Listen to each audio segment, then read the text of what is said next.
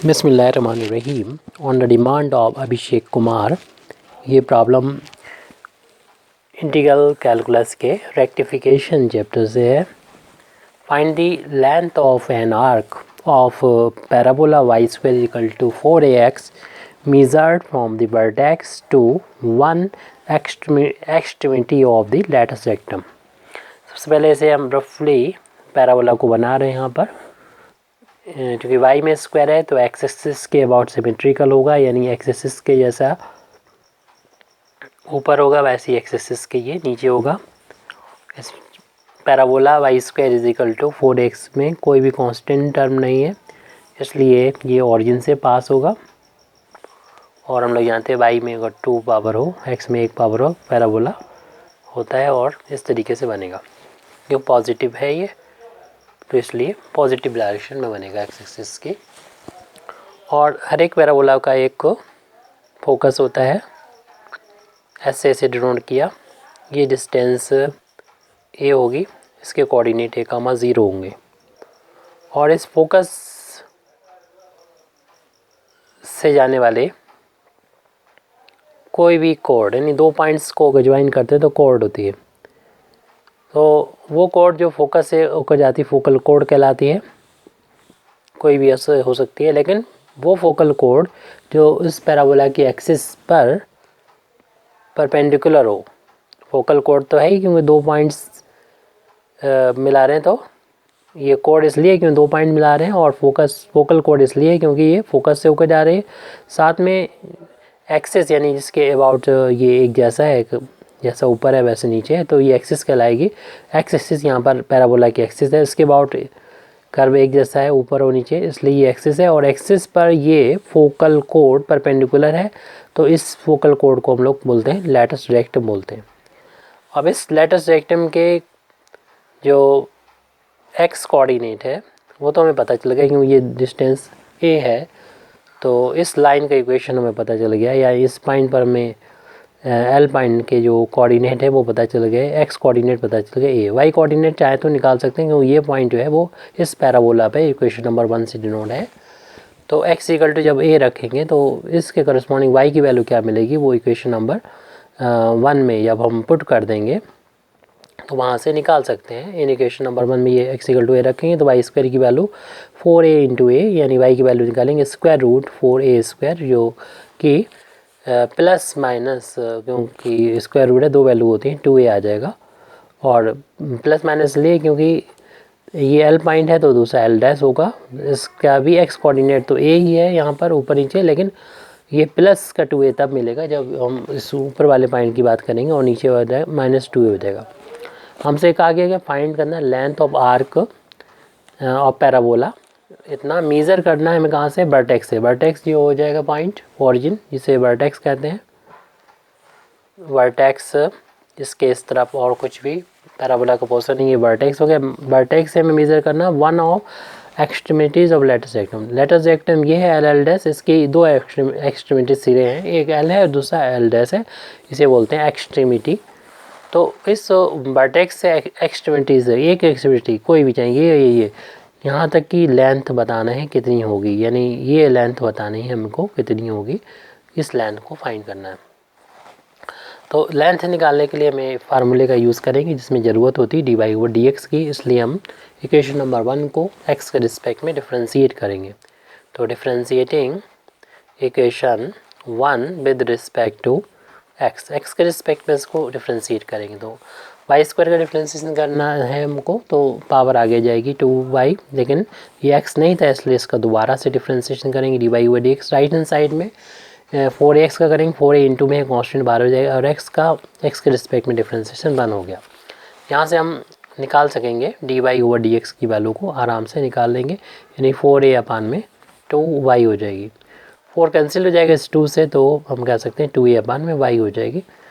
तो चूँकि आंसर जो आएगा, वैल्यू आएगी वो y के टर्म में आ रही है यहाँ पर। चलिए फिर बाद में इसको कैलकुलेट करेंगे, क्योंकि फार्मूला हम लोग लगाएंगे वो x में आएगा। तो अब हमें यहाँ से यहाँ तक की लेंथ निकालना, तो लेंथ के लिए फार्मूला है द रिक्वायर्ड, यानी पूरा जो लैंग्वेज है वो लिख सकते हैं, या हम कर दें रिक्वायर्ड लेंथ, तो डिफाइंड लेंथ इसका नाम भी दे दें, यानी आर्क है तो आर्क ओ एल की लंबाई बताना है। तो उसके लिए पहले तो फार्मूला होता है कि 1 plus D Y over D X का होल अब स्क्वायर डी एक्स, उसको इंडिकेट करना पड़ता है। और लिमिट के बीच में, जिन लिमिट के बीच में ये आर्क लाई कर रही है, तो आर्क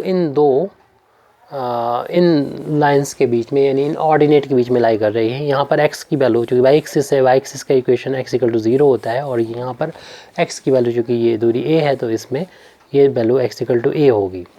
तो लिमिट पता चल गई हमको इन दो लाइंस से, यानी ऑर्डिनेट x इक्वल टू 0 और x इक्वल टू a के बीच में ये आर्क लाई कर रही है। हमें y कोऑर्डिनेट से ज़्यादा मतलब नहीं, यानी कि ना भी निकालें तब भी कोई दिक्कत नहीं, वैसे हमें लेटेस्ट रेक्टम के जो कोऑर्डिनेट है वो पता होने चाहिए।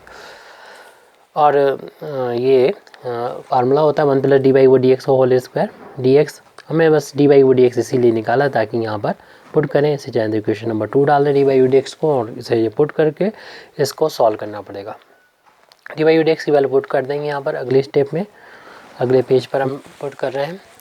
तो लिमिट थी इसकी x बराबर 0 टू a, x यहाँ लिखना अब ज़रूरी नहीं है क्योंकि सारा कुछ x में बदल जाएगा। फिलहाल अभी डी वाई वो डी एक्स की वैल्यू हमारी इक्वेशन नंबर 2 से जो हम पुट कर रहे हैं वो y में है, तो हमने इसे x लिख भी दिया है। तो डी वाई वो डी एक्स की वैल्यू है 2a अपान में y, इसका होल अब स्क्वायर, और डी एक्स यहाँ पर है। अब इसको होल अब स्क्वायर ओपन करेंगे, लिमिट 0 टू a, 1 प्लस ये 4a square upon y square हो जाएगा डी एक्स, क्योंकि न्यूमरेटर का स्क्वायर करेंगे, 2 का स्क्वायर 4, 2 a का स्क्वायर a स्क्वायर, वाई का स्क्वायर वाई स्क्वायर, और वाई स्क्वायर की वैल्यू इक्वेशन नंबर 1 से रख देंगे तो पूरा कम्प्लीटली ये x में कन्वर्ट हो जाएगा। तो फिर हम लिमिट x की वैल्यू 0 टू a तक रहेगी। यहाँ पर जो dx है वही इसकी लिमिट होती है, यानी x की लिमिट, तो लिखने की भी ज़रूरत नहीं है x, तो हमने सिंपल 0 से a लिखा है।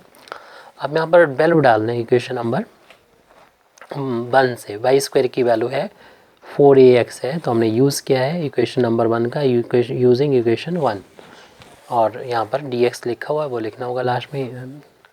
और इसको सॉल्व कर लें, 4 से 4 कैंसिल हो जाएगी, a की एक पावर कैंसिल हो जाएगी, तो न्यूमरेटर में 0 टू a बचा, डिनोमिनेटर में x है, स्क्वायर रूट लगा हुआ 1 प्लस a अपान में x, इसको हमें सॉल्व करना होगा। इसमें हमें सॉल्व करने के लिए एलसीएम इसमें 4a स्क्वायर अपान में वाई स्क्वायर था, वाई स्क्वायर की वैल्यू पुट कर दी, हमारे पास a अपान x इतना बचा हुआ है। तो अब पूरा जो है इस इंटीग्रल को जब सॉल्व कर लेंगे तो हमारा आंसर यानी रिज़ल्ट आ जाएगा। तो ये इंटीग्रल को सॉल्व करने के लिए हमें एक सब्स्टिट्यूशन रखना पड़ेगा, पहले एक स्टेप, और हम इसमें एलसीएम लेके सॉल्व कर लें, इसमें अपान बंद कर दें, और इसमें एलसीएम जो है अब x लेंगे 1 और x की, तो x का इंटू होगा x plus A D x इतना आ जाएगा। और इसके लिए अगर 1 प्लस एक्स की फार्म में हो तो इसका सब्स्टिट्यूशन सबसे अच्छा रहता है, a is equal to tan square theta, क्योंकि वेरिएबल चेंज करेंगे थीटा में ले आएंगे तो लिमिट भी चेंज हो जाएगी। और dx की वैल्यू को रखने के लिए इसे डिफ्रेंशिएट करेंगे तो ये कांस्टेंट है बाहर लिख लेंगे, और इसका जब डिफ्रेंशिएशन करेंगे तो पावर आगे जाएगी 2 tan थीटा, लेकिन tan जो कि इस tan का भी डिफ्रेंशिएशन करना पड़ेगा, और tan का डिफ्रेंशिएशन होता है sec स्क्वायर थीटा और थीटा का d थीटा। तो यानी dx की जगह पर रख देंगे 2a tan theta into sec square theta into D theta, dx की जगह पर ये रख देंगे। तो ये वैल्यू इसमें पुट करने पर हमारा जो रिक्वायर्ड लेंथ चल रही है, इसको अगर हम शॉर्ट में L से डिनोट कर दें तो जो लेंथ है इज इक्वल टू आ जाएगी, लिमिट चेंज हो जाएगी, क्योंकि अगर हम x बराबर यहाँ पर 0 पुट करेंगे लोअर लिमिट, तो a tan स्क्वायर थीटा जो होगा वो 0 के इक्वल, इसलिए tan square theta 0 upon a से डिवाइड करेंगे तो 0 अपान a 0 हो जाएगा, और tan थीटा की वैल्यू निकालेंगे तो 0, और tan किस एंगल की वैल्यू 0 होती है हम लोग जानते हैं, tan 0 की वैल्यू होती है, तो थीटा की वैल्यू 0 के इक्वल आ गई। इस तरीके से लोअर लिमिट तो थीटा बराबर 0 आ गया। अपर लिमिट की वैल्यू निकालने के लिए अपर लिमिट क्योंकि a के इक्वल है, यहाँ पर अपर लिमिट a रखेंगे, तो x बराबर दे रखा है a, हमने लेट किया है, सब्स्टिट्यूट किया, और इसमें जब x बराबर a रखेंगे तो a से a तो हो जाएगा कैंसिल, तो 1 टाइम्स यानी tan स्क्वायर थीटा की वैल्यू 1 आ जाएगी। इससे अगर हम tan थीटा की वैल्यू निकालेंगे तो 1 आ जाएगी, और tan हम लोग जानते हैं 45 यानी π/4 की वैल्यू 1 होती है, तो थीटा की वैल्यू π/4 हो जाएगी। ये तब आया जब हमने x की वैल्यू को लिखा है a के बराबर, यानी ये लोअर लिमिट निकाली है, इसको यहाँ पर अपर लिमिट निकाली है और वो निकली है π/4।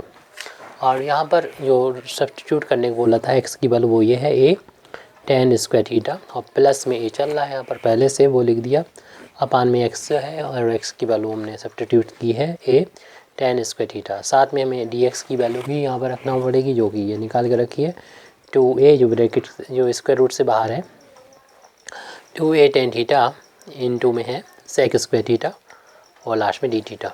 तो हमारे पास जगह कम है तो यहाँ नीचे मल्टीप्लाई में या यहीं पे लिख सकते हैं into sec square theta into D theta, समझ लीजिएगा sec square theta d theta है ये। अब इसका स्क्वायर रूट के अंदर थोड़ा सा कैलकुलेशन है, 0 to π/4 ऐसे लिख दें।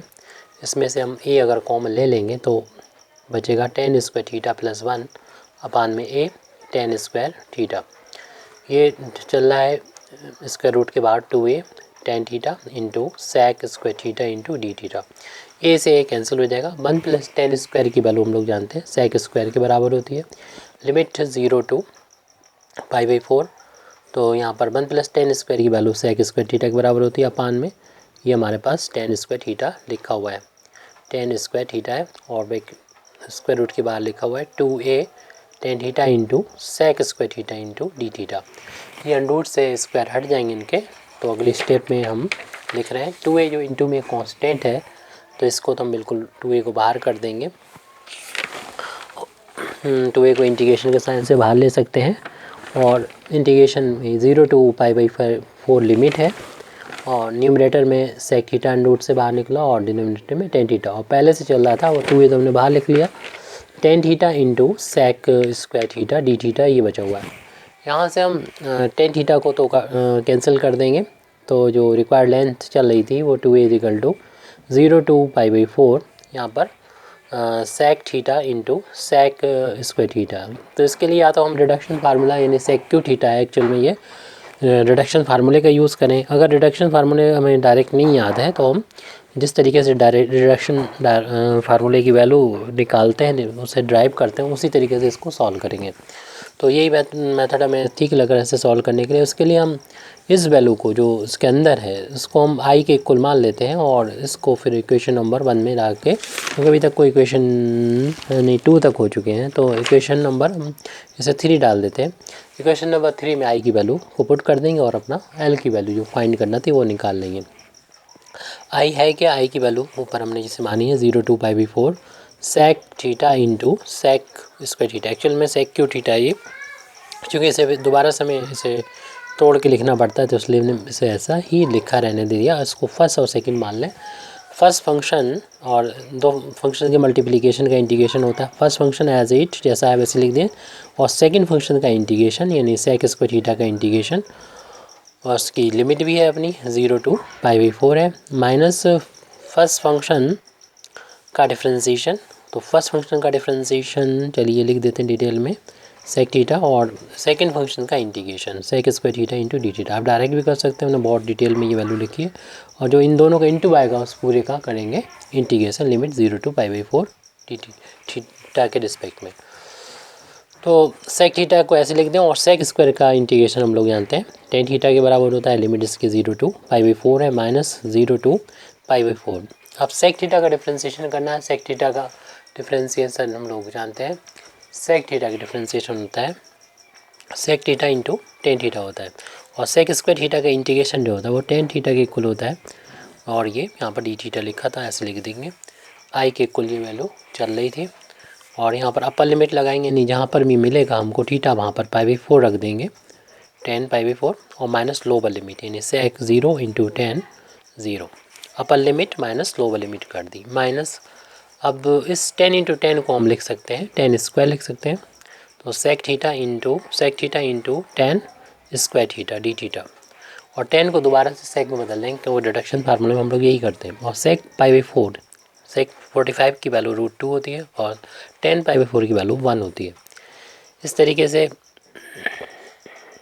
यहाँ पर sec 0 की वैल्यू जो होती है वो हम लोग जानते हैं 1 होती है, लेकिन tan 0 की वैल्यू 0 होती है। माइनस इसको दोबारा से उसी आई में पहुंचाने के लिए, बनाने के लिए 10 को हम सेक में कन्वर्ट कर देंगे। तो 10 स्क्वायर की वैल्यू को लिख सकते हैं हम लोग सेक स्क्वायर थीटा माइनस का 1 लिख सकते हैं डी थीटा। इस सेक का अंदर दोनों में मल्टीप्लाई कर देंगे। ये हमारे पास सिर्फ √2 बचा है, ये तो 0 हो चुका है, 0 को माइनस करेंगे तो ये √2 ही बचेगा। माइनस लिमिट 0 टू π/4, इस सेक का अंदर मल्टीप्लाई किया तो सेक की पावर 3 थीटा माइनस सेक का 1 में इंटू करेंगे तो ये सेक थीटा हो जाएगा डी थीटा, और डी थीटा को हमने बाहर लिखा। अब इस इंटीग्रेशन का साइन को दोनों पर अप्लाई कर देंगे और ये आई के इक्वल चल रहा है √2 माइनस इसका अंदर इंटू करेंगे तो 0 to π/4 sec cube theta d theta, और ये माइनस माइनस प्लस हो जाएगा और इंटीग्रेट करना होगा इसको 0 टू π/4 के बीच में सेक थीटा को डी थीटा। ये देखिए वही वैल्यू है जो हमने यहाँ पर शुरुआत में मानी थी। ये सेक क्यू थीटा है जो आई के इक्वल है, लिमिट 0 टू π/4, तो यहाँ पर भी ऐसे ही 0 टू π/4 और सेक क्यू थीटा ही है ये, तो ये आई के इक्वल है तो इसको आई कह देंगे और ये आई के इक्वल चल भी रहा है तो लेफ्ट हैंड साइड में भी आई है और उसके बाद √2 था और ये वैल्यू भी आई के इक्वल ही आ गई है यहाँ पर, तो इसको आई कह देंगे शॉर्ट में, प्लस 0 टू π/4 और सेक थीटा डी थीटा। इस आई को लेफ़्ट से राइट से लेफ्ट में पहुंचा देंगे तो प्लस का हो जाएगा √2, और यहाँ पर सेक थीटा का इंटीग्रेशन हम लोग जानते हैं कि log of sec theta plus tan theta होता है, ये फार्मूला याद कर लीजिए। इसमें लिमिट है 0 टू π/4, तो ये 2i बन गया यहाँ पर और ये वैल्यू √2 चल रही पहले से। इसमें अपर लिमिट रखेंगे जहाँ पर भी नज़र आएगा सेक थीटा नज़र आएगा वहाँ पर π/4 कर देंगे, तो हमने π/4 कर दिया, माइनस लोअर लिमिट यानी जहाँ पर भी थीटा नज़र आएगा इस पूरे फंक्शन में वहाँ पर हम 0 रख देंगे और ये 10 0 हो गया। तो 2i की वैल्यू आ गई √2 और प्लस ये सेक अभी हम लोगों ने देखा था कि सेक π/4 की वैल्यू √2 होती है और 10 π/4 की वैल्यू 1 होती है। ऐसे ही हम लोग यहाँ पर सेक 0 की वैल्यू हम लोग जानते हैं, सेक 0 की वैल्यू 1 और 10 0 की वैल्यू 0 होती है। इसका √2 प्लस लॉग ऑफ √2 प्लस का 1 माइनस ये लॉग 1 आ गया, लॉग 1 की वैल्यू 0 होती है तो हमारे पास 2i की वैल्यू आ गई √2 प्लस लॉग ऑफ √2 प्लस 1। अब हमें i की वैल्यू निकाल के इक्वेशन नंबर 3 में पुट कर लेने चाहिए, तो 2 से पूरे इसको डिवाइड करेंगे तो 1/2 √2 प्लस लॉग ऑफ √2 प्लस 1 हमें मिल गया। ये इस वैल्यू को इक्वेशन नंबर 3 में देख लीजिएगा, पीछे इक्वेशन नंबर 3 में पुट कर देंगे तो जो रिक्वायर्ड लेंथ ऑफ कर्व थी यानी वर्टेक्स से लेके लेटेस्ट रेक्टम के एक्सट्रीमिटी तक उसकी लेंथ निकल आएगी। 2a था और आई की वैल्यू ये 1/2 √2 प्लस लॉग ऑफ √2 प्लस 1, ये 2 से 2 कैंसिल कर देंगे तो a और √2 प्लस का लॉग ऑफ √2 प्लस 1। ये कंप्लीट सॉल्व हो चुका है। Thank you very much indeed for listening me. वाखिर दावाना अल्हम्दुलिल्लाहि रब्बिल आलमीन।